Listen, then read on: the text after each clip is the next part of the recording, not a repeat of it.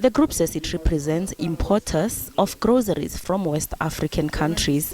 Their target market is West Africans living in South Africa who may long for a taste of something from back home, and locals who may enjoy food from that part of Africa. They say in the past few months, their containers have been seized at the ports with no clear explanation of what they need to do to have their goods released. We have been making efforts to see the head of customs and, if possible, to see the commissioner for SARS to enable us do some explanations that these are not harmful products. And moreover, we want guidance from them. Let them explain to us what actually are the stipulations they want, so that we fall in line. We don't want to go against the laws of this country at all. We are going to explain to them because we know somebody informed us that some of these products we need to get permits from them. They have to be tested before the permits are granted. We are ready to do that. Those ones they find harmful, we are not going to touch it with the longest spoon. Nigerian Citizens Association South Africa, NICASA, representing the Nigerian community in the country, has called for the South African authorities to avail themselves to explain the situation with the imports and to educate them about the regulations they need to comply with. We are here to work together with the South African authorities to build and grow economy and develop more.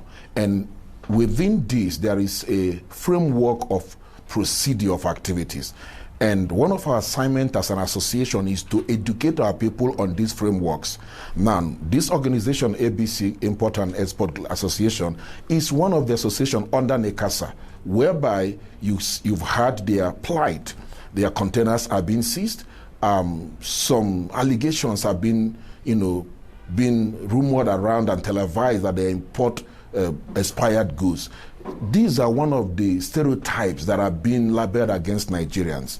And we want to work together with the government, work together with the authorities. As you've heard them request, they want to see the leaders of customs, the commissioner, and the leaders of SARS, so that they can have a better understanding of what are the requirements, what are the procedures, and in this, they will stay within that framework, which they have been doing. Now, when their goods are being seized and nobody knows about it, and it stays for years or months and then got expired, then we're all seeing it on television. It is not a right representation.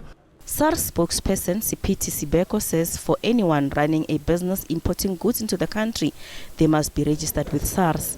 The importer then appoints a clearing agent to assist them with clearing the goods through customs.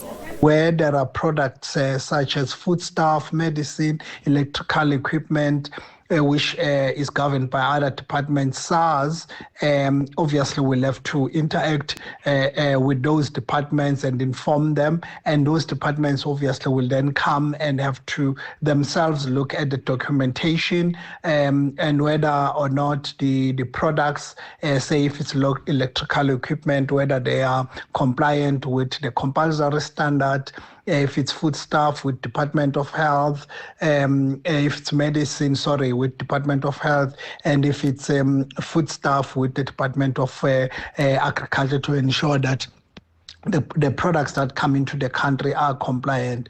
Over and above that, the document that that they submit, that SAD 500, is then processed through what we call declaration process system, which checks and verifies through algorithm whether indeed the system, the products that have been declared are indeed in compliance with everything. Sibeko says the goods go through what is called the risk engine to ensure that goods that are not compliant with regulations are then sifted aside and do not go through.